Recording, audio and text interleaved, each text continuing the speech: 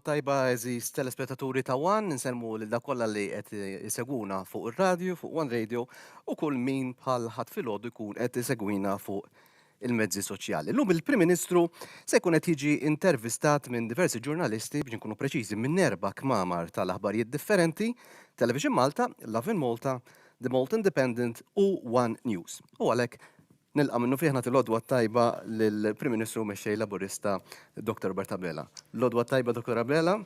Nsellem lek Pablo, nsellem il-kull min qed isegwina. Illum Prim Ministru għandna format daqsxejn differenti se jkollna lill-ġurnalisti li se jkunu qegħdin isaqsuk il-mistoqsijiet. Professjoni li hija importanti f'kull demokrazija biex twassal l-informazzjoni lill-pubbliku. Professjoni li jeħtieġilha rispett li nemmen kolli ngħid jiena li għandha tkun rispett reċiproku. Kruċjali, il-medja hija r-raba' pilastru ta' demokrazija b'saħħitha. U għaldaqstant aħna bħala politiċi għandna id-dover sagrosant illi mhux biss inkunu miftuħin għall-iskrutinju kollu inwieġbu id-domandi kollha li tagħmlilna il-medja, imma wkoll li bil-mod kif inwieġbu u bir-rispett li nuru lejn il-medja kollha anka meta d-domandi ikunu ibsin, ma ninstigawx xi forma ta' risposti ta' reazzjonijiet minn nies li jkunu aggressivi u għaldaqstant kruċjali l-komportament tagħna l-politiċi li dejjem inwieġbu lill-medja b'sens ta' rispett u dekor. Grazie ħafna Prim Ministru, allura minnu fih nilqa' fostna il-ġurnalisti li għandna se jkunu qegħdin nisaqsu l-mistoqsijiet lill-Prim Ministru llum. Għandna lil Liam Carter minn Television Malta, bonġu Liam.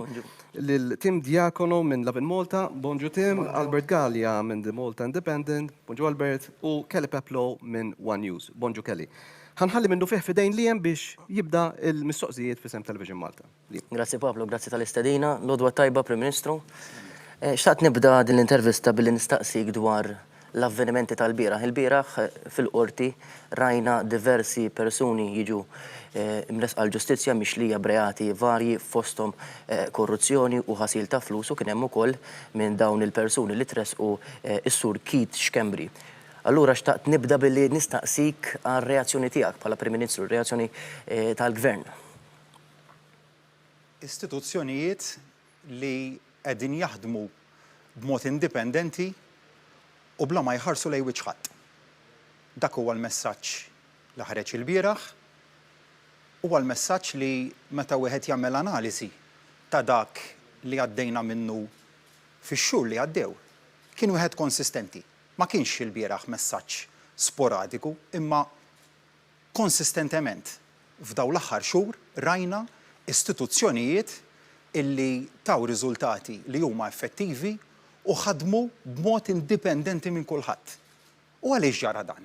Għaliex il-Gvern wera rieda b'saħħitha illi jsaħħaħ l-istituzzjonijiet u li jibgħat messaġġ importanti li verament konvint fis-saltna ta' dritt. U dak il-messaġġ nemmen l-inftiem. Illum kulħadd jemmen li dan huwa Gvern li huwa konvint fl-istituzzjonijiet, fil-mod kif taħdem is-saltna ta' dritt. U ma għamilniex bidliet li huma kosmetiċi. Issa kellek min, u bil-forsi kolli nagħmel referenza għall-oppożizzjoni li l-effettività tal-istituzzjonijiet tkejjilha skont kif jaqblilha. Meta l-bieraħ kellna il-pulizija li għamlet l-arresti u resqet quddiem il-qorti lil 11 persuna, il-bieraħ ħadmet tajjeb il-pulizija.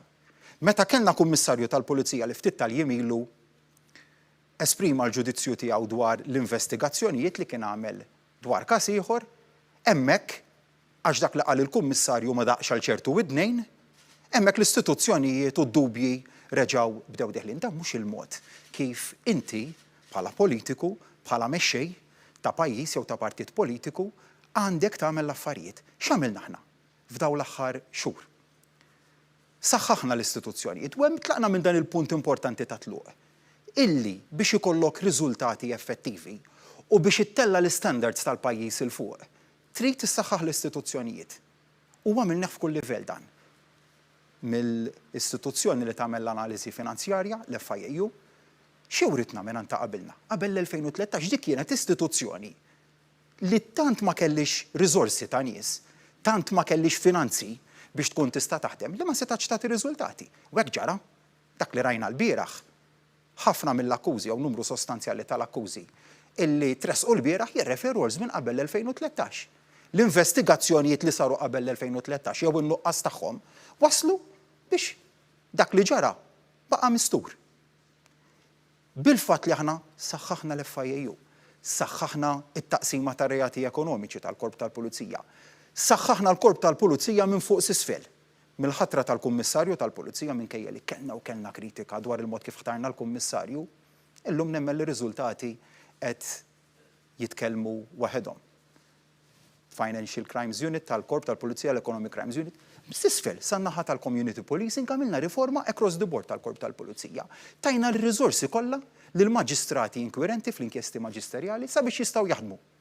Mingħajr limitazzjoni r-riżorsi li tajna biex iħallu ir-riżultat meħtieġ. Bidilna kompletament il-mod ta' kif tinħatar il-ġudikatura. Bħalissa, għall-ewwel darba b'dal metodu l-ġdid qegħdin jinħatru 8 ġudikati ġod darba maġistrati u 4 mħalfin sabiex inkomplu nsaħħu l-qrati. Mela allura aħna il-proċess kollu ta' governanza li jitlaq mill-analiżi finanzjarja fejn għandek reati ta' natura ekonomiċi u jintemm fil-qrati, saħħaħnieh across the board. Fuq kollox tajna dal-messaġġ li dan huwa pajjiż li l-istandards tiegħu irid itellagħhom il fuq.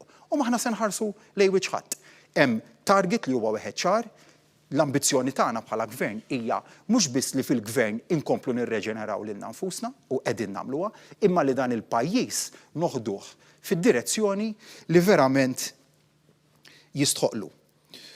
U ma dan iżda din hija l-ħidma li għamilna f'qasam tal-governanza tajba.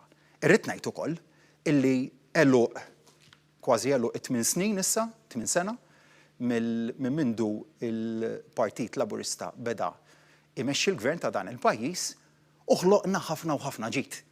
U dan irridu nibqgħu nifhmuh li dan il-gvern f'dawn l-aħħar 8 snin kien il-katalista ta' tant bidliet fuq livell soċjali. L-ekonomija ta' dan il-pajjiż ma ninsew xi writna qabel l-2013. Pajjiż li mhux biss fil-qasam tal-governanza tajba ma kienx qed jaħdem, imma kellna ekonomija ta' pajjiż illi kienet paralizzata.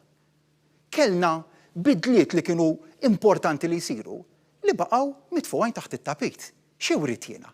Iwrid pajjiż illi fir-rapport li għamlet il-Manival fuqna, fir-rapport li għamlet il-Venice Commission, rajna difetti strutturali li writnihom mis-snin 2000 il-qudiem. Dak li kellu pajjiżna għamilna bidliet kbar fl-infrastruttura fuq livell soċjali f'pajjiżna. U da kollu, għalhekk irridu nagħmlu l-bidliet, nibqgħu nagħmlu l-bidliet fuq governanza tajba sabiex il-ġid kollu li għamilna nibqgħu nsaħħuh u nibqgħu naħdmu dwaru. Grazzi Prim Ministru, ħanaddi fidejn Tim minn Labin Malta. Bonġu, Prim Ministru, grazzi tal-istadina. Id-dubi fuq l-istituzzjonijiet ma ġewx biss minn nies fil-Partit Nazzjonalista ma wkoll minn Keith Schembri stess. Fil-fatt attakka l-integrità tal-inkjesta maġisterjali li saret kontrih, għalli dan huwa xejn li komplott mill-establishment tal-PN, attentat biex nakkomodaw lil-Manival u saħansitra tefa' dubi fuq l-integrità tal-espert forensiku li ħatar il-maġistrat. Int taqbel ma' din in-narrattiva u x'inhu l-messaġġ tiegħek li l-ħafna laburisti li għadhom qed jaraw lil Keith Schembri bħala parti integrali mit-tim tal-PL. U biex inżid magħha, riċentement fil-qorti l-ex kap tal-Media Link Pier Portelli qal li Keith Schembri ipprova jagħmel xi tip ta' trade miegħu li Keith Schembri jagħti ritratti kompromettenti ta' nies fil-PL u Pier Portelli jagħmel l-istess ritratti ta' nies fil-PN. Kemm int konċernat li Keith Schembri għandu jew jista' jkollu xi tip ta' database ta' affarijiet fuq nies fil-Partit Laburista li jista' jillikja jekk daw jitkellmu jew joġixxu kontrih. Grazzi. Grazzi Tim. Lill-istituzzjonijiet niddefendihom għandi fiduċja sħiħa fihom u ma se nħalli lil ħadd u minnu imini illi jipprova li jimmina l-integrità tagħhom. Dwar illi Sur Schembri inti semmejt illi huwa parti integrali mit-tim tal-Partit Laburista, nfakkar li Keith Schembri taħt it-tmexxija tiegħi lanqas biss huwa membru tal-Partit Laburista.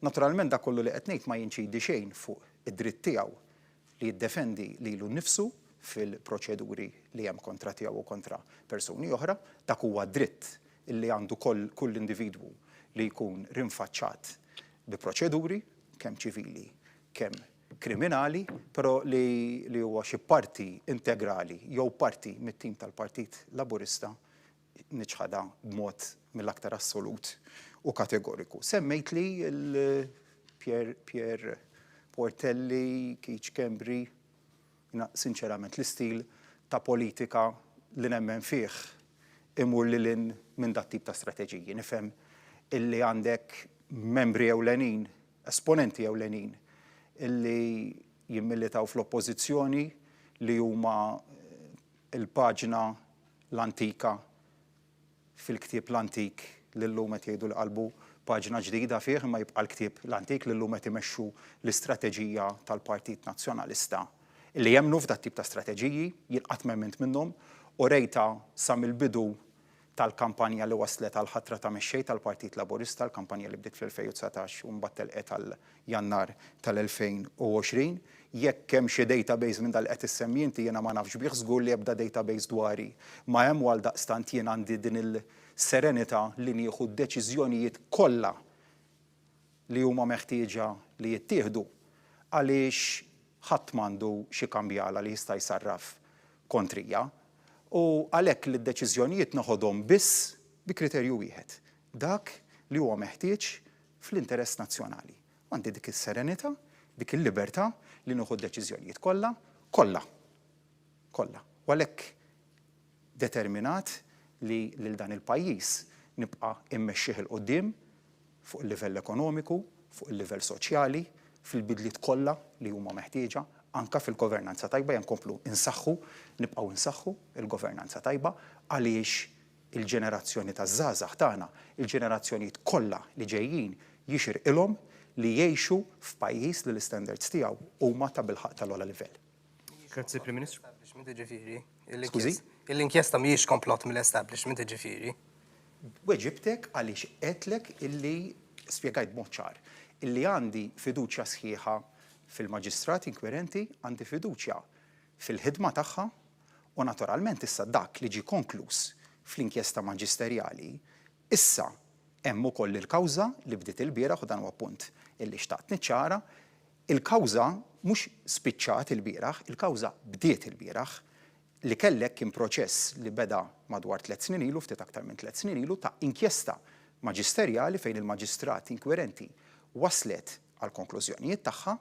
Issa għandek qorti li trid tiddeċiedi jekk dak il-11 persuna li għandha qudiema u mhix ħatja jew le tar-rejati li għandhom kontrihom, jew x'ħatja ta' wħud mhux ħatja ta' oħrajn dak huwa eżerċizzju li naturalment il-politiku ma jidħolx fih, li nappella huwa għall-ispeditezza li jiġifieri li l-proċess ġudizzjarju ma jkollux dewmien. Hekk pereżempju jiena nsaqsi lili nnifsi kif jista' jkollok sitwazzjoni quddiem il-qrati tagħna fil-waqt li ntenni l-fiduċja sħiħa fl-istituzzjonijiet imma fejn ikollok il-każ tal-iskandlu taż-żejt illi għandek 6 persuni akkużati li llum kważi 8 snin wara jidher li l-każ għadu miexi b'ritmu li fil-fema tiegħi mhuwiex sodisfaċenti biżżejjed. U għalhekk l-ispeditezza mhux għaġila żejda imma li inti l-ġustizzja issir b'mod li ma jkollokx tkaxkir tas-saqajn. Dan huwa appell li nagħmel across the board għaliex jiena nemmen f'ġustizzja li hija waħda b'saħħitha. Grazzi, Prim Ministru. Albert Gallia, Malta Dependent. Sellimilek, Prim Ministru, nsellem lis-segwatli kollha li qegħdin magħna wkoll. Ukoll fuq l-avvenimenti li seħħew il-bieraħ. Temmen li anka bħala persuna li inti kont konsulent tal-Prim Ministru meta kien hemm Keith Kembri propju ġol kabinett, kien parti mill-gvern, u kont by extension parti minn kabinett li baqa' jiddefendi sal-ġurnata li rriżenja, u issa anke bħala l-kap tal-Partit Laburista u bħala Prim Ministru, għandek għall-inqas tiskuża ruħek bħala il-kap tal-Prim Ministru, bħala Prim Ministru lil dawk li segwu l-partit u lil poplu innifsu talli iddefendejtu lil xi ħadd li issa huwa akkużat fil-qorti b'korruzzjoni, ħasil tal-flus u frodi. U fuq punt ieħor żviluppi oħra fil-qorti li rajna tul l-aħħar ġimgħatej kienet fejn Vince Muscat magħruf aħjar bħala il-Koħħu allega li kien hemm xi ministru bħalissa involut ġo hekk imsejjaħ big job. Għaliex ma ħassejtx li għandek tkellem lill-Ministri tiegħek fuq dawn l-allegazzjonijiet u sempliċement ħallejt fidejn il-Pulizija biex tara x'joħroġ. Grazzi. Grazzi Albert. Grazzi Albert, x'għamilt jiena b'mod konsistenti fil-karriera politika tiegħi huwa magħruf kemm meta kont deputat parlamentari u konsulent tal-Kabinett, kif ukoll issa fil-kariga ta' Prim Ministru. Determinat li nara l-issir ġustizzja. U din ngħidha bl-akbar sinċerità u onestà. Il-kuxjenza tiegħi jekk titlob u hekk se nibqa' nagħmel. Dak kollu li għamilna f'dan l-aħħar xhur juri kemm dan il-gvern huwa kommess li jara li dak kollu li kien aċċettabbli f'dawn l-aħħar snin f'pajjiżna. U mhux qed nitkellem għal dawn l-aħħar 8 snin. Ejja naċċettaw li aħna kellna kultura li bdiet tiffumenta sa mis-snin 90 ukoll. Fejn ti kellek? Fejn ti kellek? Gvern, Prim Ministru fid-disejnijiet, Kabinett tal-Ministri, illi għalih taf x'kienet tfisser maħfra presidenzjali?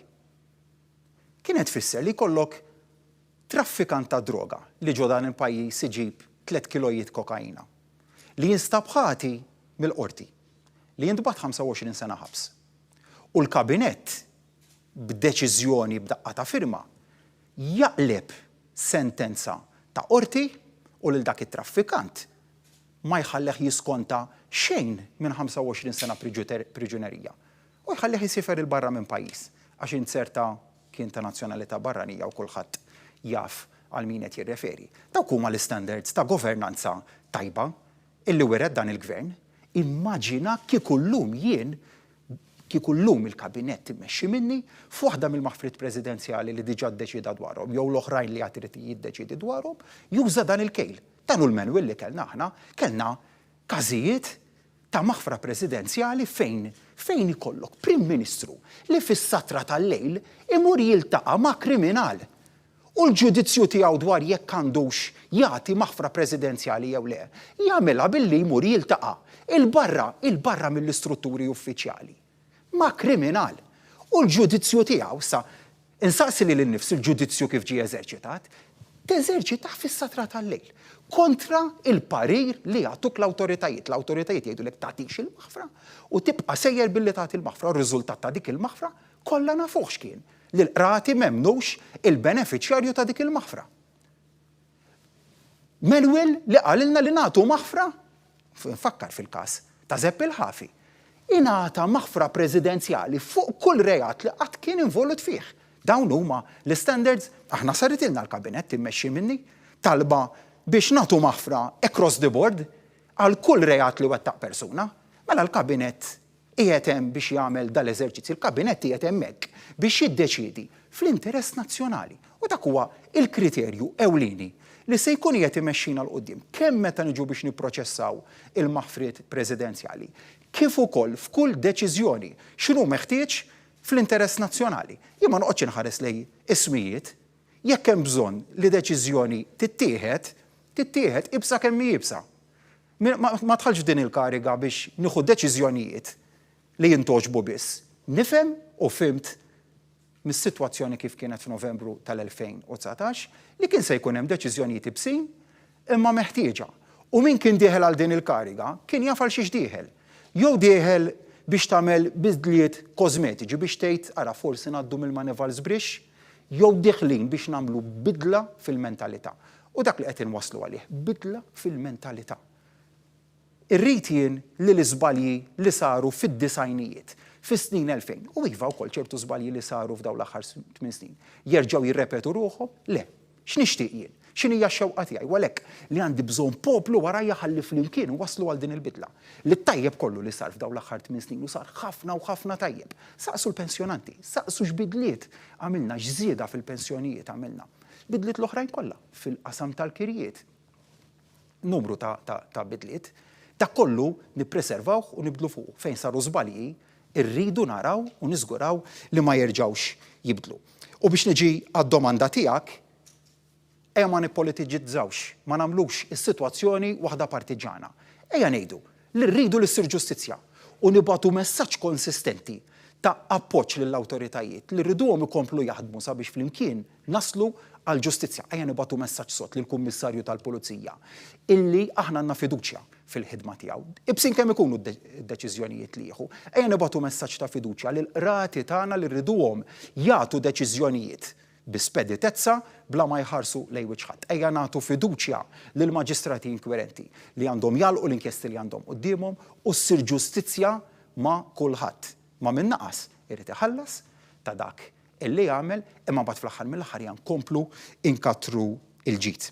Dwar id-domanda li għamilt li dwar dak li ġie allegat minn xut fil-qorti din il-ġimgħa li allegatament hemm Ministru li kien involut f'Big Job, xtaqt infakkar ftit dil-kwistjoni kif bdiet. Bdiet mhux dil-ġimgħa, issemmiet fil-bidu ta' Novembru illi għadda fejn kellek deputat ewlieni tal-oppożizzjoni illi mar fuq programm tar-radio u għamel dil-allegazzjoni. Għamela u mbagħad kulħadd jaf li beda jieħu l-passi lura. Xeħita u beda jagħmel il-passi lura. Dil-ġimgħa kellek inċidentalment l-istess deputat tal-oppożizzjoni li darba neża jew ta' parsi neża il-kappell politiku tiegħu. Libes il-kappell ta' avukat.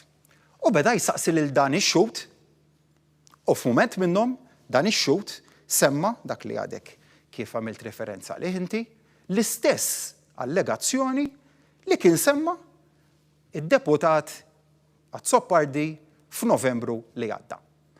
U ironikament, insaqsi lil kull min qed isegwina, nsaqsi lilkom, x'kienet id-domanda loġika li kulħadd kienet jistenna li ssir.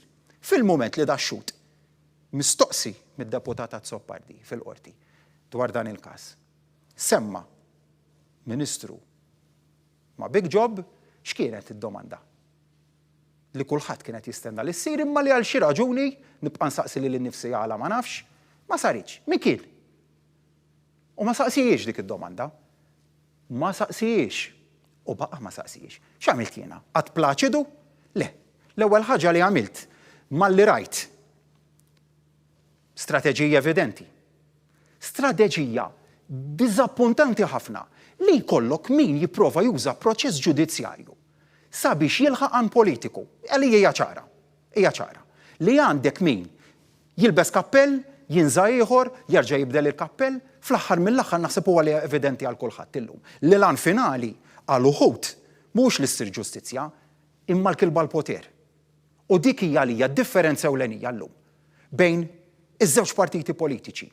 Għandek gvern illi minkejja kull deċiżjoni jibsa, anka jekk id-deċiżjoni jista' jkollha riflessjoni fuq xi ħadd li kien jimmilita fil-partit fi żmien, id-deċiżjonijiet noħduhom għaliex nemmnu b'mod sinċir fil-ġustizzja.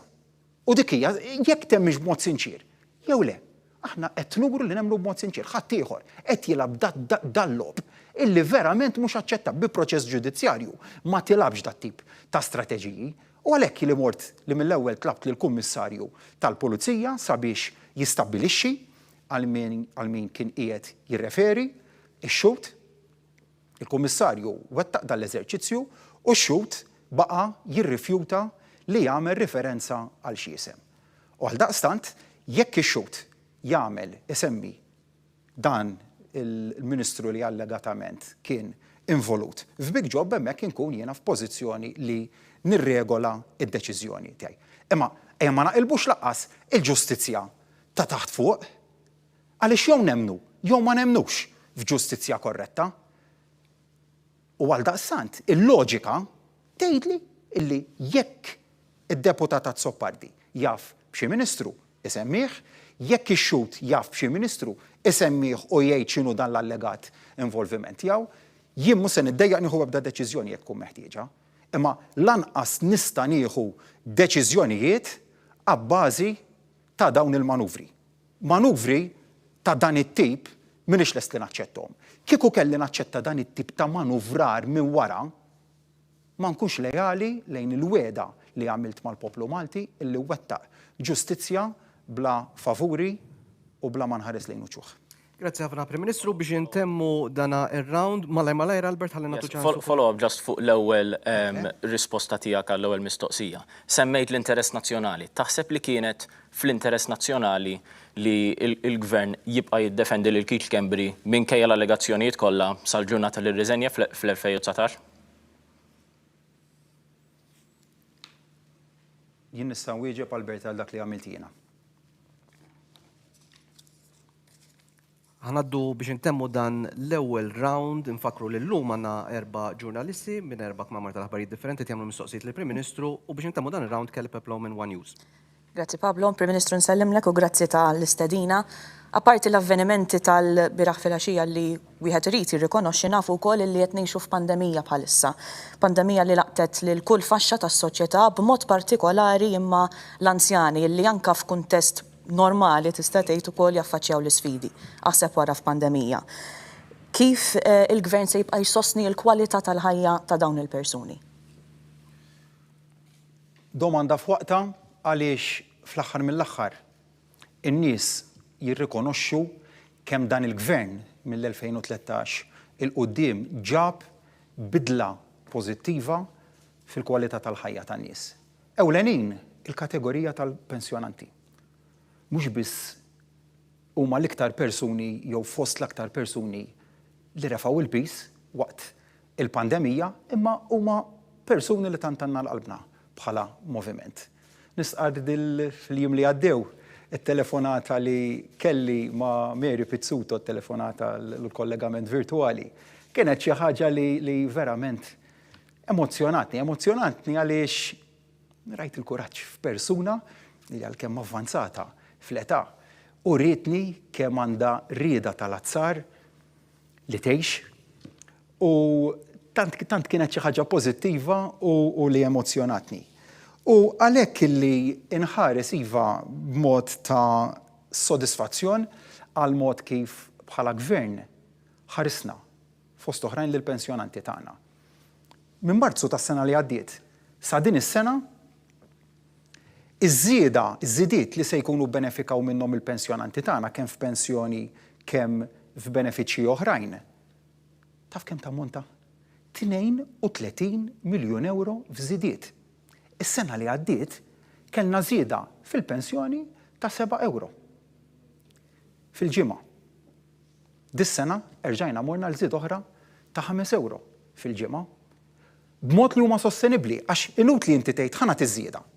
U s-sena ta' wara tirtira jew tgħid m'għandix mezz kif nista' insostniha u kif nista' nibni fuqha. Dan huwa l-mod kif inti tagħmel l-affarijiet. Biż-żieda fil-pensjoni ntlaqtu 93,000 persuna li għamilnilhom differenza f'ħajjithom. U infakkar lill-pensjonanti tagħna illi sa ftit snin ilu, mhux wis snin ilu, konna nitkellmu fuq mediċini out of stock. Kif ħdimna fil-pandemija? L-ikbar kritika bħalissa li għandna minn pajjiżi Ewropej hija li Malta ġabet bil-wis iżjed milli kien jistħoqilha f'dożi tal-vaċċin. Sa dik hija kwistjoni li sa dil-ġimgħa sal-bieraħ stess u fil-jiem li ġejjin se nibqgħu niddefenduha bis-saħħa fuq livell Ewropew għaliex ħdimna aħna f'kuntest ta' framework li tfassal mill-Kummissjoni u mill-Kunsill Ewropew. Iva ma konna aggressivi fil-mod kif ġibna l-vaċċin. X'differenza imma li kont mur titlob il-mediċini u jgħidulek out of stock, jew l-insensittività li ma ninsewx kienu jitkellmu dwarha dawk li kienu jmexxu dan il-pajjiż ta' qabel l-2013. L-insensittività lejn min kellu bżonn il-mediċini. Mistamxejna b'dik l-insensittività f'dawn l-aħħar 4 xhur. Niftakar sa Novembru li għadda meta kelmitni Mendi Vella. U għalt li dbatija li għaddejja minna. Meta rajna x'kienet se tiswa lill-pajjiż fuq 15-16 persuna li għandhom din il-kundizzjoni 3 miljun euro fis-sena. Fis-sena ma' 18,000 euro fix-xahar għal kull persuna. Imma hemmhekk fejn daħlet ir-ruħ soċjali tal-gvern U dawn huma il-bidliet li rridu nibqgħu nagħmlu u li ma nistgħux aħna xi darba nittraskuraw u ngħidu illi li nitilfu d-direzzjoni kif qed jipprova joħodna ħadd ieħor fiha li iddaħħal id-doom and gloom u li fil-verità ifixkel dal-ġid kollu li għamilna u għalhekk li dan il-bilanċ li jrid jilħaq il-gvern li fuq naħa jagħmel il-bidliet kollha, ir-riformi kollha illi huma meħtieġa imma mbagħad li nibqgħu nagħmlu dawn il-bidliet. Saqsi lill-pensjonanti kollha. Illi dawk l-10,000 familja ħafna minnhom pensjonanti. Illi intlaqtu bir-riforma li se nagħmlu fuq il-kirjiet. X'kienet qed tfisser is-sitwazzjoni tal-kirjiet ta' qabel 1995 għal eluf ta' pensjonanti. Inċertezza. Taf li llum tista' tirċievi jitra minn avukat u għada tispiċċa mingħajr saqaf fuq rasek. Dawk ir-realtajiet li kellna f'pajjiżna li ħadd ieħor dak kollha li ħlief ikkissru u farku fil-ħidma tal-gvern ma jinteressahomx. Dil-problema xaħtuha taħt it-tapit. U ħallew lill-pensjonanti tagħna jitqabdu mal-kurrent waħedhom, jiġġieldu mas-sidin, jidħlu fi proċeduri fil-qorti u jiġu żgumbrati. Aħna bil-kontra, aħna għadna hemm problema, hemm sfida kbira, imma mhux se nitfgħuha taħt it-tapit. Saqsu lill-pensjonanti kollha ta' pajjiżna lil dak kollha li għandhom kirja protetta. X'se tkun tfisser li għandhom isserħan il-moħħ li meta l-kera tagħhom se tiżdied se jkun il-gvern li jħallas sa 10,000 euro fis-sena biex jagħmel tajjeb għal dik iż-żieda fil-kera. Dawk il-bidliet pożittivi li rridu nibqgħu nagħmlu għan-nies tagħna. U għallum li nixtieq nibagħtuha messaġġ ta' tama u ta' kuraġġ. In-nies jafdawna.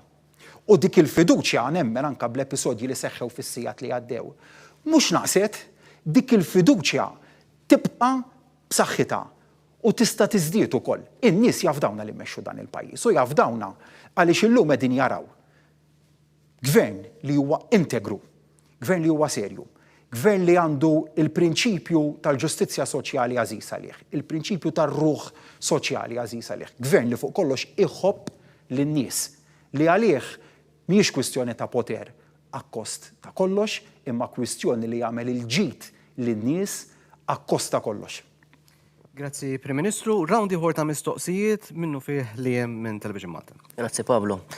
Prim Ministru, xtaqt norbot mistoqsija mal-kollega rigward il-pandemija u l-isforzi tagħna fil-programm nazzjonali ta' tilqim. Taħseb jew konfidenti li sa' sajf tintlaħaq il-mira tagħna li 70% tal-popolazzjoni tkun imlaqma u li n-negozji jerġgħu jinfetħu, n-nies jerġgħu wkoll igawdu l-ħajja kif konna nafuha qabel, però wkoll xtaqt nistaqsik dwar il-Prokura tal-Unjoni Ewropea. Jidher ukoll li fi żmien li ġej se terħi xi ftit idea l-Unjoni Ewropea fuq il-Prokura unilaterali u se tħalli l-pajjiżi wkoll jixtru tilqim ieħor li mhuwiex manifatturat jew mhux approvat mill-Unjoni Ewropea u mill-Aġenzija Ewropea tal-Mediċini nsemmi fosthom il-tilqima Russa, tilqima Ċiniża, Sputnik. Din hija xi ħaġa fil-pjan tagħna forsi wkoll nipprokuraw dan it-tip ta' tilqim u l-aħħar mistoqsija jekk tippermettili titratta suġġett mhux relatat l-isfida tal-immigrazzjoni. Tul dawn l-aħħar xhur jidher li Malta tikkontrolla sew in-numri li jaqsmu ta' nies li jaqsmu mill-ixtut libiċi lejn il-Mediterran, però kif nafu il-Baħar Kalm tas-sajf iġib miegħu numri ogħla. Konfidenti li nżommu dan l-istess ritmu x'in relazzjoni mal-gvern ġdid tal-Libja. Grazzi ħafna. Grazzi li hemm. Grazzi, fil-ġranet li għaddew kif numaruf pubblikament kellna wieħed mid-diversi meetings li qegħdin nagħmlu regolarment mal-awtoritajiet tas-saħħa f'pajjiżna, ma' diversi awtoritajiet, dawk li huma konċernati mis-saħħa pubblika, dawk li jieħdu ħsieb il-proċedura tal-ittestjar u tal-analiżi fil-laboratorju, l-awtoritajiet li huma inkarigati mill-xiri tal-vaċċin, l-awtorità li hija inkarigata mill-pjan ta' vaċċinazzjoni, ġifieri l-mod kif il-pjan ikun qiegħed jimxi l-kategoriji se jitlaqmu bliema ordni kronoloġiku u tawna overview sħiħ tas-sitwazzjoni b'mod holistiku, dan huwa l-istess eżerċizzju li ilna nagħmlu issa sa mis-sena li għaddiet. Għaliex biex tmexxi waqt pandemija dan huwa eżerċizzju li tittamlu kontinwament li inti tieħu il-parir xjentifiku. L-istess għamilnija fis-settur ta' l-ekonomija għaliex li ħareġ ċar kristall huwa li trid iżżomm dan il-bilanċ tant importanti bejn is-saħħa, il-protezzjoni tas-saħħa, ta' ħajjet in-nies u l-protezzjoni tal-għajxin tan-nies. U kif inti mbagħad dejjem jirnexxielek fl-aqwa bil-tajiet tiegħek illi iġġib dan il-bilanċ li ikolli nistaqal li f'pandemija mhuwiex faċli illi żommu, imma billi inti tisma' mingħand l-awtoritajiet kollha mbagħad tasal għad-deċiżjoni nemmen li dan huwa l-mod kif mexxejna u kif għandna nibqgħu immexxu sakemm eventwalment jirnexxilna noħorġu mill-pandemija. Fiduċjuż li naslu għat-targets illi immirajna lihom, kellna d-Deputat Prim Ministru li kemm fil-jiem u anke fil-ġimgħat li għaddew spjega x'inhuma il-targets kemm għal dak li hija herd immunity, imma wkoll b'mod partikolari għal dak li huma l-ambizzjoni jew it-target importanti ħafna ta' meta aħna se jkun irnexxilna nlaqmu il-cohort kruċjali ta' min għandu 60 sena il-fuq, mela fejn għandna nies minn 80 sena il-fuq, hemmhekk għandna maġġoranza assoluta ta' persuni li huma mlaqbin, issa għandna dan il-cohort importanti ħafna tal-popolazzjoni tagħna minn 60 sena il-fuq, sodisfatti li l-pjan ta' vaċċinazzjoni miexi kif ippjanat, imma hemmhekk kruċjali li nibqgħu nipprokuraw jiġifieri nixtru nġibu b'mod b'saħħtu kif qegħdin nagħmlu lejn pajjiżna aktar dożi ta' vaċċin. U xrajna fil-ġranet li għaddew. U kien attakk li ddispjaċini dwaru ma li irreżistejnih bis-saħħa. Li kellna numru ta' pajjiżi Ewropej illi individwalizzaw lil pajjiżna u lill-Olanda fejn qalu li aħna qed inġibu lejn pajjiżna, il-Bulgarija qalet qed inġibu dożi 3 darbiet iżjed ras ar ras milli qed imislila. Iva naċċetta li konna ambizzjużi fil-mod kif qegħdin inġibu l-vaċċin, imma minnieh fih dan tal-framework tar-regolamenti li stabbilit l-Unjoni Ewropea stess.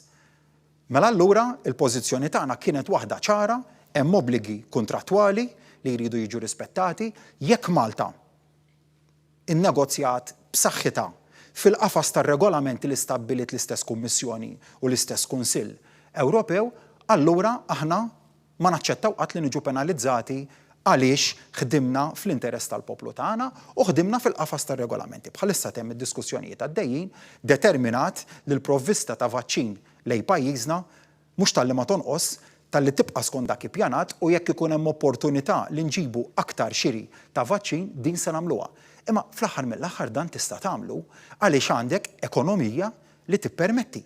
U għalhekk dis-sinerġija bejn is-saħħa u l-ekonomija kellna kritika li tajna priorità lill-ekonomija fuq is-saħħa. Ma naċċettax dak l-argument. Ibbilanċjajna għaliex fimna li waħda hija meħtieġa għall-oħra.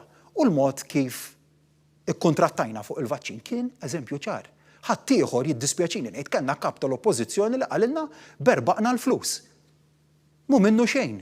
Kieku aħna użajna strateġija ta' pajjiżi oħrajn illi jew xtraw bil-qies, jew inqas milli xtraw bil-qies, ġew fil-problema l għandhom illum. U daw qed isaqsu lilhom infushom qed jgħidu ma kif jista' jkun Malta fil-mod kif qed tlaqqam sparat il fuq. X'qed jiġri? Sempliċi. Għaliex studjajna l-framework li kien hemm u rajna kif id-dożi li pajjiżi oħrajn ma bdewx jixtru, bdejna nixtruhom aħna bi prezz ogħla vera, imma fil-framework. U dak il-framework huwa dak li qed jippermettilna li d-dożi kollha li qed inġibu lejn pajjiżna mhux biss huma frata f'numri tajbin, u hemmhekk laqal tal-istrateġija tagħna, imma li dak kollu li qed jiġi qegħdin inlaqmu bih. Jiġifieri aħna maħniex qed inżommu spjega tajjeb id-Deputat Prim Ministru, maħniex qed inżommu id-dożi li jaslu ġewwa il-freezers jew ġewwa refrigerators, li dak li qed jasal ta' riservaġġ kejkna qegħdin noħorġuh kollu. U kellna ħafna kritika mill-oppożizzjoni fuq l-istrateġija tagħna dwar il-COVID, kritika negattiva biss. Kieku xi darba xi ħadd min-naħa tal-oppożizzjoni ta' proposta waħda kostruttiva fej kien jgħid lill-gvern ara fuq din għamil tajjeb, fuq din stajt kont aħjar, fuq din għamil ħażin. Żgur ma nissupervju l-kritika naċċettawha. Ħadd min-naħa tal-oppożizzjoni ma mqarresaq bi proposta waħda tajba. U l-istrateġija dwar kif xtrajna l-vaċċin Ma konniex nisimgħu mela ma konniex qatt ma kien hemm suġġerimenti f'dan is-sens. U għal daqstan determinativa li nibqgħu naħdmu bis-saħħa, nibqgħu inlaqmu bis-saħħa kif qegħdin nagħmlu qed naraw il-mod organizzat li bieħed jitmexxa il-pjan ta' tilqim determinat li nibqgħu naħdmu f'dik id-direzzjoni. U rigward vaċċini oħrajn ta' ditti oħrajn, semmu koll il-vaċċin tal-Johnson & Johnson, hemmhekk pajjiżna kien aqli wkoll illi ipprokura dożi tajbin ta' dan il-vaċċin, ma dan kollu huwa frott ix-xogħol li aħna għamilna mhux illum, da mhux xogħol li qed isir illum, jew llum ħlomna li rridu nibdew nġibu l-vaċċin, da xogħol li sar xhur ilu. Da xogħol li aħna u fuq livell Ewropew kellna diskussjoni dil-ġimgħa fil-Pre-Council, dil-ġimgħa għandna l-Kunsill li se jsir b'mod virtwali għadni kif niġi informat, kellna l-Pre-Council, kellna fost oħrajn dibattitu ma ngħidx jaħraq imma kien dibattitu animat bejn il-Prim Ministru Bulgaru u jien fost oħrajn li qal li isma' din il-problema li kellek l-AstraZeneca li ma bdietx tonara l-obbligi kontrattwali tagħha, imma din qal aħna ma stajniex nantiċipawha, aħna antiċipajniha. U niftakarni fuħda mid-diskussjonijiet li kelli ma' Chris Fern, antiċipajniha di diffikultà, mela ma antiċipajniex imma għax konna affukati u kellna l-foresight ta' x'seta' jiġri. U bekk ħadd ieħor qalilna berbaqtu l-flus. Iva bekk illi aħna xtrajna ħafna iktar dożi milli huma meħtieġa l-popolazzjoni tagħna propju minħabba din raġuni. Għax konna nafu li se jkollok jew seta' jkollok dal-problemi u hekk ġara. Issa x'ġara pajjiżna baqa' jirċievi għaliex ikkuntrattajna mal-produtturi tal-vaċċini kollha.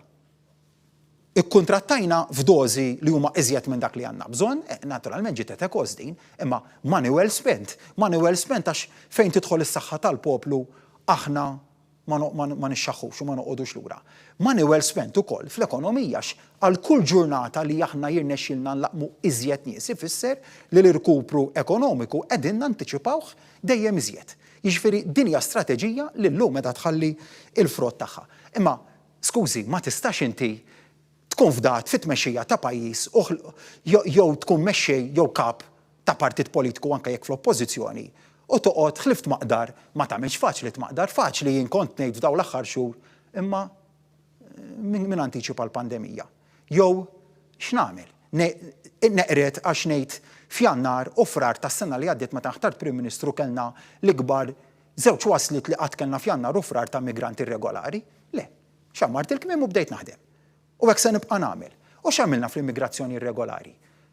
Għamilna strateġija li rrid il-kuraġġ biex tagħmilha minkejja kull tfixkil li kellna min-naħa tal-oppożizzjoni u l-allejati tagħha u kellna tfixkil, taġbir kellna tfixkil aħna li ma nnessuhx dan li issugrajna kap kwandant tal-Forzi Armati, s-soldati tal-armati tagħna jien inkluż li jixħtuna l-ħabs. Dak li kellna aħna min-naħa tal-oppożizzjoni fejn telqu politika li bdew jgħidu pajjiżna mhux fulab jiflaħ immigrazzjoni, aħna tlaqna pożizzjoni ċara li pajjiżna ma jiflaħx iżjed il-pejs immigrazzjoni. X'fisser dan? Fisser li morna l-Libja u jidher li se nerġgħu immorru hekk huwa meħtieġ esponenti ewlenin tal-gvern imorru regolarment fuq ix-xtut libiċi nemmnu l-problema tiġi indirizzata minn hemmhekk għandna relazzjoni tajba mal-gvern ġdid Libjan mhix soluzzjoni faċli però ma jfissirx li għax f'daw l-aħħar xhur kellna suċċess fuq 3 fronti. Rażżanna l-wasliet, kellna suċċess fil-qasam tar-relokazzjoni u fuq il-qasam tar-returns. Imma dan kollu jaf jiġi l-weekend li ġej u jinbidel ix-xenarju. Għax tant hija sitwazzjoni fluida, tant għandek għexieren eluf ta' persuni li jitilqu mixtut libiċi illi hija litteralment battalja li tkun kompletament iffokat li tirreżistija. Ma dan huwa l-mod kif taħdem u ma tantx kellna għajnuna fuq is-suġġett imma ma jimpurtax. Aħna għandna il-ġid tal-poplu tagħna f'qalbna, nifhmu l-poplu tal-Marsa, il-poplu tal-Ħamru meta jgħidilna l-weġġat tiegħu bekk iltqajt mas-Sindki, bekk inżilt mas-Sindki u smajt il-weġġat tagħhom bekk żidna l-community policing f'dawn l-areas. Ma tittara b'mod holistiku il-problema, tifhem li hija sfida rikurrenti m'hemm soluzzjoni permanenti għaliha. Hija sfida li tittaħdem fuqha kuljum, iktar issa ma joqrob lejn lejt, iktar ma joqrob lejn is-sajf se tkun tfisser ħidma aktar intensiva. Naf li nagħlqu l-pandemija, nagħlqu l-problemi tal-governanza u diħlina din l-isfida kbira. Din sfida żgħira u hija kostanti. ma determinat li għandna l-viżjoni tajba, għandna soluzzjonijiet f'dan is-settur u għandi l-ħeġġa determinazzjoni li nibqgħu naħdmu fl-interess tal-poplu Malti Wawċi. Grazzi ħafna, Prim Ministru. Tim Diakono, Lovin Malta. Prim Ministru, se nerġa' nistaqsik nirreferik għal dak li staqsid il-kollega fuq dak li qed jgħid Vince Muscat. Ma semmiex il-Ministru li kien allegatament involut fil-big job tal-attentat ħajs fuq l-HSBC, mhux għax Jason Nazza parti ma rridx jistassih, imma għax il-Maġistrat għallu li ma jistax isemmi ismijiet li m'għandhomx jaqsmu mal-tila Daphne Caruana Galizia. Ġifieri issa qed jitlob maħfra. Jista' jkun li jekk jirċievi l-maħfra u lest jgħid fil-qorti isemmi l-Ministru tal-min irid jirreferi. Però l-Kabinett se jiddiskuti r-request u kif se jista' jiddiskuti r-request jekk wieħed minnhom jista' jkun il-ħalli li Vince Muscat qed jissemma ma nafx se tiddiskuti l-materja ħalli fil-Kamra u għalfejn ma tistaqsix tassihomx il-membri tal-Kabinett tiegħek biex jipprovdu affidavit jgħidu ta' ġurament li ma kellhomx jaqsmu xejn mal-attentat ħajst fuq l-HSBC. Grazzi. Grazzi. Naħseb qed tagħti spjegazzjoni simpliċistika iżejjed għall-istrateġija li għandu f'moħħu l-Onorevoli Azzopardi. Jekk l-Onorevoli Azzopardi jaf b'xi Ministru li skontu u involut f'xi big job, għandu dmir illi mhux biss isemmih, iżda wkoll li muru għand il-Kummissarju tal-Pulizija isemmi lill-individwu u jgħid dak li jaf dwaru. L-istess jott għal Vince Muscat jekk hu quddiem il-qorti. Ejja nagħti għal grazzja tal-argument biss benefiċċju lil dak li qed tgħid inti. Jekk il-Maġistrat skont inti jew skont Jason Azzopardi ta' inti qed naturalment tagħmel id-domanda tiegħek b'mod leġittimu. Ix-xut fl-awla ma kellux isemmi persuni oħrajn. Jżammu nistaqsi jiena illi meta batalih il-Kummissarju tal-Pulizija biex jgħidlu l-isem ta' dak li kien qed jirreferi ġewwa il-Korp tal-Pulizija naqas milli jagħmel dan. U dak li semmejt int li seta' minn dak li qed tgħid inti kien jgħod tal-qorti żgur li ma kienx jgħod għal meta il-Kummissarju tal-Pulizija bagħat għax-xut biex jgħidlu l-isem tal-Ministru li allegatament kien qiegħed jirreferi għalih. Skużi? Jrid il-maħfa l-ewwel għax imbagħad jiġi self-incriminating. Le, permetti. Mela ħaniġi għad-domanda, għat-tieni domanda illi Alla ħares però ħawġbek fuq dan il-punt. Alla ħares aħna niġu. L-ewwel nett min qiegħed jitlob il-maħfriet huma iktar minn persuna waħda li qed titlob il-maħfriet. Ma ninsewx illi dawn huma persuni illi bit-talba tagħhom għall-maħfra qegħdin impliċitament jammettu li kienu involuti f'rejati kbar. U ma ninsewx dan il-punt ta' tluq għaliex hawnhekk qed nitkellmu dwar numru ta' persuni li minn dak li qed jistqarru huma stess meta jibagħtu talbiet għall-maħfra għall-eżerċizzju tal-prerogattiva tal-maħfra u jgħidu wara aħna konna involuti f'sensiela ta' reati u rridu l-maħfra għalihom. Ifisser li qed nitkellmu dwar il-kriminalità organizzata. U xtaqt li nieħu kemm xejn spunt dwar dan il-punt. X'għamilna aħna bħala gvern dwar dan iċ-ċirku ta' kriminalità organizzata. Minn fejn ibeda ċirku ara ħadd ma jgħid li mhux qabel l-2013 għax il-fatti huma ċari kristall li dan huwa ċirku ta' kriminalità organizzata li l-eruq tiegħu ikkonsolidaw anka minn ġewwa ministeri partikolari tal-amministrazzjoni ta' qabel l-2013. Qabel l-eruq is-saħħa ta' dan iċ-ċirku trabbiet qabel l-2013. Każ partikolari, se noqgħod insemmi ismijiet hawnhekk għax żgur ma rridx illi b'dak li ngħid nolqot il-proċess ġudizzjarju, tresqu nies quddiem il-qrati tagħna fil-ġimgħat li għaddew mhux il-bieraħ, mhux inkonnessjoni mal-każ ta' Daphne Caruana Galizia, imma inkonnessjoni ma' reati serji oħrajn illi ħadd ma kien imiss magħhom qabel, ħadd ma kien imiss magħhom. U iva, dak iż-żmien kien hemm l-impunità. Dak iż-żmien kien hemm l-impunità li ċertu nies kienu jafu li huma untouchables. taħt il-gvern immexxi minni jien tajt direzzjoni ċara. Direzzjoni waħda tajt lill-awtoritajiet fost oħrajn investigattivi m'hemm impunità ma' ħadd. U d-deċiżjonijiet ibsin kollha u iva kelli nagħmel inkoraġġiment lill-istituzzjonijiet ta' pajjiżna, kelli nibatilhom messaġġ ċar illi l-gvern qiegħed warahom biex il-verità titla' fil-wiċċ. Inkluż fejn kien hemm kriminali l-untouchables ta' pajjiżna. Inkluż fejn kien hemm sitwazzjonijiet fejn kulħadd kien jala għajn. Jista' jkun għax kien hemm il-biżgħat, jista' jkun għax kien hemm konsiderazzjonijiet oħra li huma żgur huwa li daw il-konsiderazzjonijiet mal-gvern ta' Roberta Bela ma jaħdmux. U d-deċiżjonijiet kollha li kellhom jittieħdu u min tressaq il-qorti konsegwenza ta' dawk id-deċiżjonijiet juri b'mod ċar kemm dal-gvern huwa konvint fil-ħidma tiegħu f'dan il-qasam.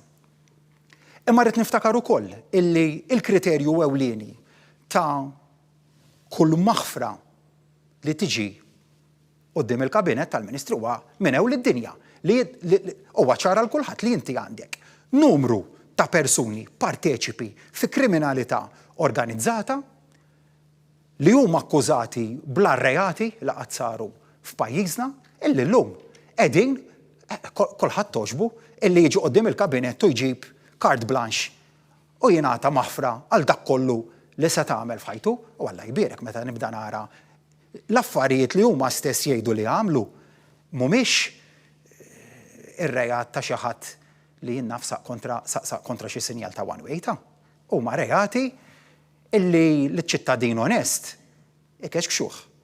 U għal daqstant jien nista' nitlaq mill-punt ta' tluq li bħal donnu qed jiġi suġġerit illi aħt il-maħfrati, kull min jiġi teħ il-maħfra. Ħalli mbagħad forsi xi darba jew jsemmi Ministru, jew jsemmi xi ħadd ieħor. Mela il-proċess tal-prerogattiva tal-maħfra isir b'dan mod.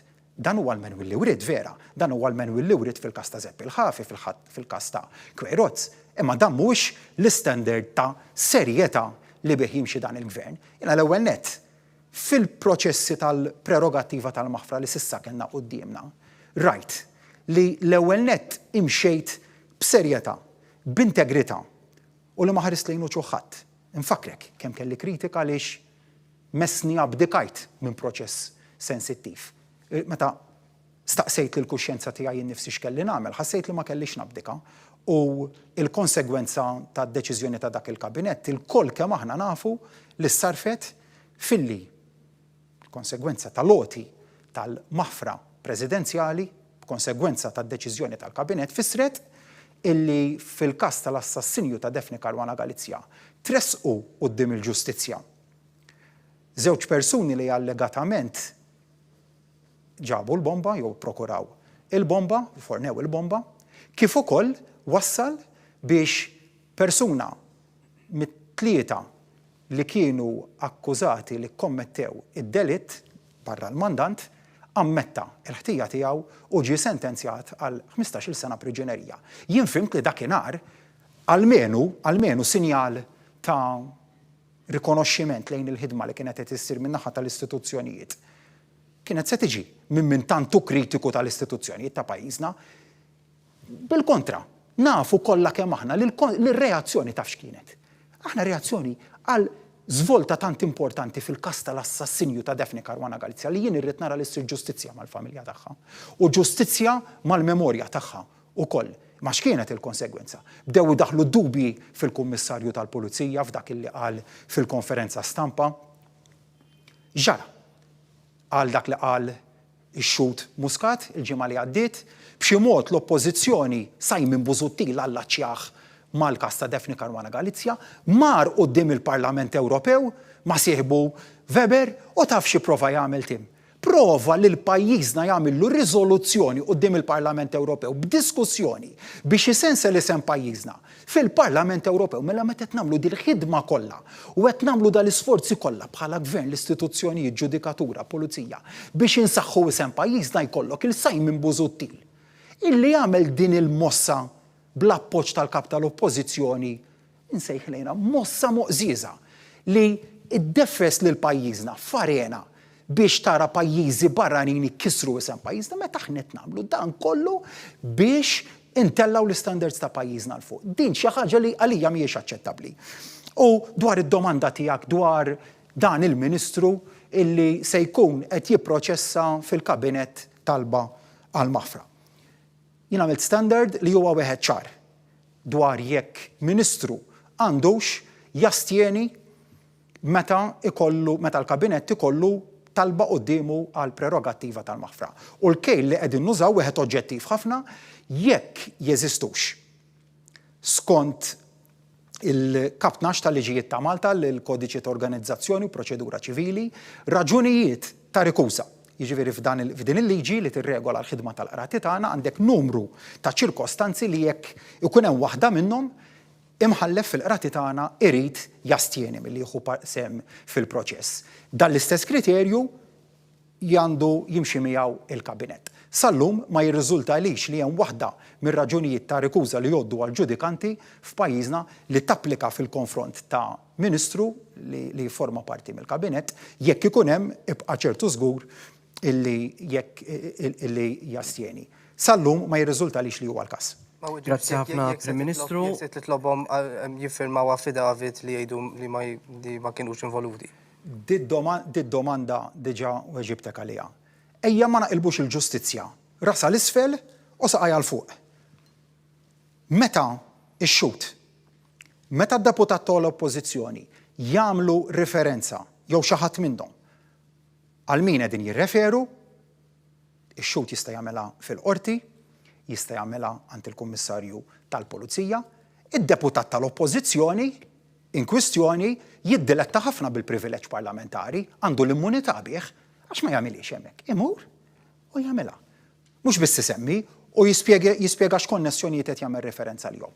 Meta jiġri hekk inkun f'qagħda li nirregola l-pożizzjoni tiegħi u nieħu id-deċiżjonijiet meħtieġa.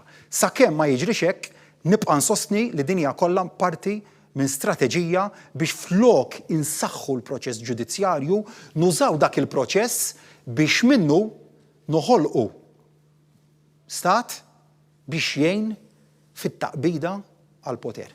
Grazie, Prim Ministru. Albert Gallia minn The Malta Independent. Prim Ministru, żewġ mistoqsijiet fuq il-pandemija tal-COVID-19. Jekk in-numru ta' każijiet ser jinżlu sa' 11 ta' Jannar li huwa 11 ta' April, li huwa l-perjodu meta dawn il-miżuri li għandna bħalissa jiskadu. X'inhuma l-ewwel miżuri li jiġu rilaxxati, qed ngħidu skejjel, gyms, ħwienet non essenzjali, restaurants, etc. U fuq il-proċess tal-vaċċini, l-Oppożizzjoni qiegħda ssaqsi għall-investigazzjoni fuq allegazzjonijiet li l-vaċċin qiegħda tintuża bħala għodda politika, so to speak. Li voldiri li hemm nies li qed jirċievu l-vaċċin li mhux suppost jirċevuha. Fuq bażi ta' pjaċir politiku, favur, etc. Għaliex ma ssirx investigazzjoni fuq dawn l-allegazzjonijiet anke biex ixxejjen ċerti dubi jew ixxejjen dawn l-allegazzjoni tal-kollox fuq u tagħti iktar trasparenza fuq dan il-proċess. Grazzi ħafna. Grazzi Albert, rigward il-pjan sabiex jiġu mnaqsin ir-restrizzjonijiet fil-11 ta' April, se nkunu qed nimxu bl-istess mod li mxejna bih sa minn Marzu tas-sena li għaddiet kemm meta daħħalna ir-restrizzjonijiet, kemm meta żidna, kemm meta naqqasna kif ukoll meta neħħejna. Dak li mpoġġu bil-qiegħda ma' xjentisti u nieħdu l-pariri tagħhom.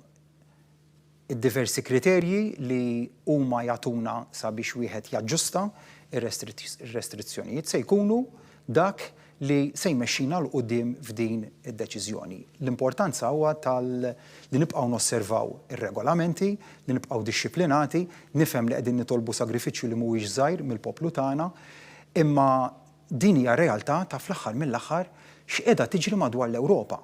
U nibda nara, sinċerament jiddispjaċini, dwar il-messaġġ li qed jipprova jibgħat il-kap tal-Oppożizzjoni. Li jgħid saftit sigħat ftit tal-ġranet ilu qal għax pajjiżi oħrajn qegħdin jiftħu madwar l-Ewropa. Biss nagħtik eżempju ċar. Kellna Kunsill Ewropew fi Brussell nhar il-ħamis u nhar il-ġimgħa li ġej. Mhux se jsir fi Brussell. Għaliex għandek realtajiet ta' mexxejja f'pajjiżi li huma għas jistaw jitilqu mill-pajjiż tagħhom minħabba il-kontroll tal-pandemija li refet rasa fid-diversi pajjiżi u minħabba s-sitwazzjoni tal-virus. Ġifieri ejja ma nkunux, ma nippruvawx noħolqu kapital politiku minn dan l-episodju. Għandna pandemija illi il-pajjiż jidher b'mod ċar li flimkien mal-awtoritajiet tas-saħħa u awtoritajiet oħrajn qed jagħmel kull sforz li huwa meħtieġ sabiex nikkontrollawha. Jidher illi il-miżuri li għamilna li kif spjega tajjeb id-Deputat Prim Ministru l-għamilnihom kmieni. U laqqas għamilnihom tard, imma daħħalnihom fil-mument illi kien meħtieġ.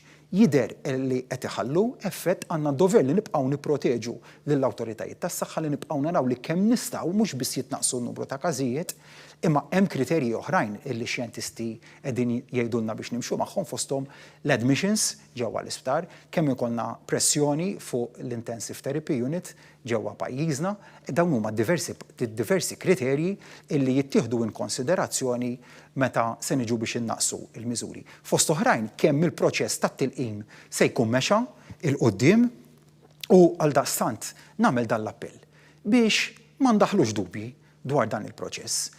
Għaliex fejn kien hemm dubji, Deputat Prim Ministru fil-Parlament spjega illi fejn ġiet senjalata lilu illi kien hemm nuqqas talab illi ssir investigazzjoni amministrattiva biex niżguraw illi il-proċess ikun wieħed kompletament above board, imma ejja ma ndaħlux id-dubju. Għaliex l-ar ħaġa li nistgħu nagħmlu huwa li nippolitiċizzaw mhux biżejjed għandna oppożizzjoni lilha f'daw l-aħħar ġimgħat partikolarment intensifikat il-kapital li tipprova taħsar mill-pandemija, immissa wkoll qed indaħlu dubji fil-pjan tat-tilqim. U mela ma nixtieqx li nlaqmu kemm nifilħu mill-poplu tagħna għaliex nifhmu kollha kemm aħna nifhmu illi aktar ma nlaqmu malajr aktar inkunu nistgħu nirritornaw malajr lejn in-normalità. L-istrateġija ta' kif se jsir il-pjan ta' tilqim hija waħda li tfasslet mill-awtoritajiet tas-saħħa abbażi ta' diversi kriterji. Meta tkellimt magħhom sa ftit tal-jiem ilu, ebda ħadd minn dawn l-awtoritajiet ma kellu xi forma ta' kritika għal mod kif mhux biss sar il-proċess ta' min għandu jiġi mlaqqam l-ewwel, it-tieni, it-tielet. Fost oħrajn kellna biex nagħti eżempju wieħed mill-kriterji kien illi kellek il-vaċċin tal-AstraZeneca illi ma kienx rakkomandat inizjalment għal persuni li kellhom aktar minn 55 sena. Mela allura